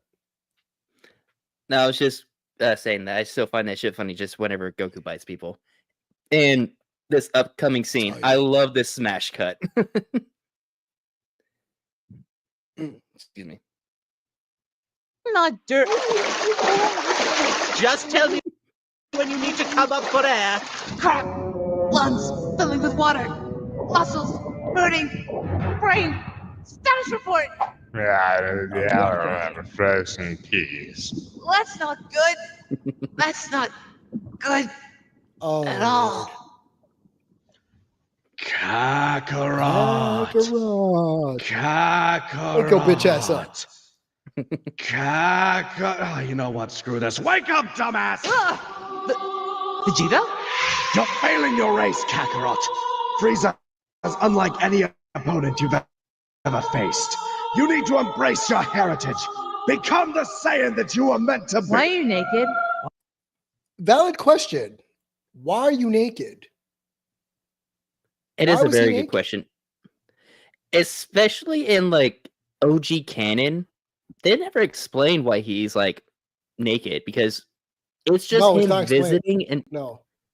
yeah, because it's just him visiting, say like, hey, like pull out your trump card and like go ham on Frieza. But I do like how they kind of explain it in the abridged version here, where he's visiting from the spirit realm, and King Yema, depending on who you are, will make you strip. Same thing happens to Trunks in the next season. He's like, "Oh, I got my clothes back." Yeah. What? You're naked. Why? Idiot, you don't take your clothes with you. And he has a tail. Why are you naked with a tail? You didn't have the tail when you died.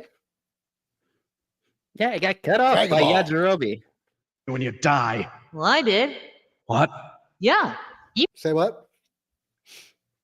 I was just saying that yeah, his tail got cut off by Yajirobe. There's You have no my reason weighted why he clothes should on have too. it now. And I didn't even. Right. Correct. Die in those. Huh. That lying red motherfucker! That's a King And- Yama joke.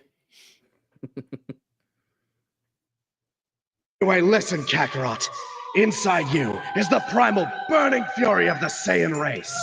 Like a wild, raging Ozaru. You must unleash it, Kakarot! So, do I gotta throw my poo at him? Oh, for God! Just use your stupid Kai or whatever! Oh, okay. Thanks, Vegeta. Golf. Let me go get my clothes back. So, any last words, monkey? You know, besides gurgle gurgles. Yeah!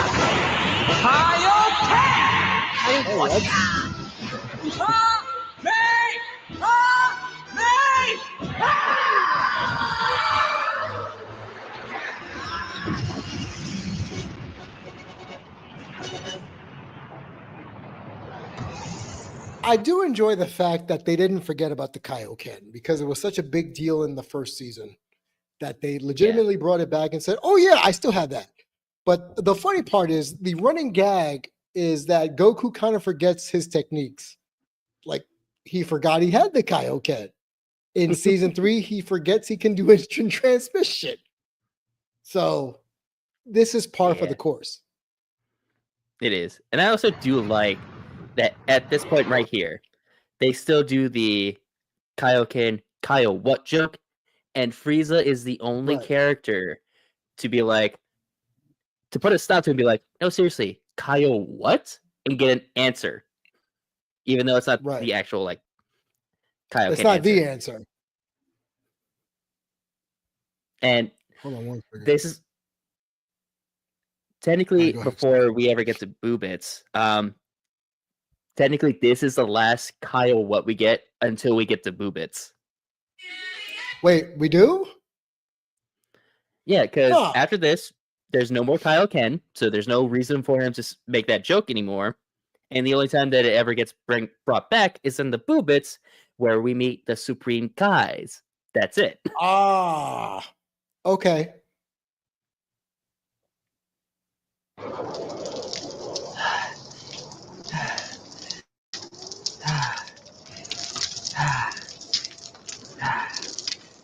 No, seriously, Kyle what? Oh crap! I thought so. Oh crap! Attention! Any sin you commit before being judged will be used against you. Wait, what? Any sin you commit before being judged will be used against you. So that implicates that you can sin after you've been judged. Like what? The fuck goes on in the other world in Dragon Ball universe? Because King Yam is a dick. Yeah, he is. Next strip. Next strip. Next strip. Nice. Rikum thanks you. Wow. Hung like I forgot a about horse. the Raccoon joke. Damn. Mahogany. Mahogany. Mahogany. Another line I've used in my personal life where I've walked around and saw a desk. I said, "Is that mahogany?" Yes. Everything is wrestling and everything is Dragon Ball. Yes. Yes. Everything is Dragon Ball and wrestling. Yes. So we're gonna call it here, y'all. It's been a fun couple of hours, actually. This made my day. We covered a couple of episodes. Hopefully, we'll try to get another episode in the can this week. We kind of just start when we start. Like we don't have a structured schedule as of yet. So find me on social media, Damon G Show across the board. Hokage, where can people find you? Like I said, I have my own Instagram now. I changed it to where it's a little bit more streamlined now. So now it is Hokage.22 on Instagram. Nice. And Wade says, quite literally a top tier episode. Thanks, Wade. Thanks. You know what I have to thank for that? Medication. I'm just gonna start taking my medications right before I go on air. So, fun fact for those that don't know, when I went to broadcasting school, my teacher / mentor, who used to work for NBC Sports Radio, he told me it's normal to take a shot before going on air to calm any nerves that you might have. So, Wade, you might know this. When I did that guest ring announcing spot that one time at Battle Club, I was told by someone in broadcasting, take a drink, then do your ring announcing and you'll be fine. And lo and behold, that worked. But I can't be drunk every time I do a radio show. That would have been bad. But in theory, I will take medication every episode beforehand just to see where we're at. So yeah, everybody, we're going to make our way through this eventually. We were throwing around the idea of potentially going through ghost stories, at least the first couple of episodes. And yes, works wonders. See, Wade knows. Well, he knows. If you haven't seen the American version of Ghost Stories, the exact line used in one of the episodes is "Run like a black man is chasing you." If we ever get to those and watch those, I am so excited to see the amount of bullshit that they were able to get away with. Yeah. Or the one I saw on Instagram today. If you're gonna be close to me to push the door, be closer so I can feel it. Like, oh. Yep. Okay. Yep.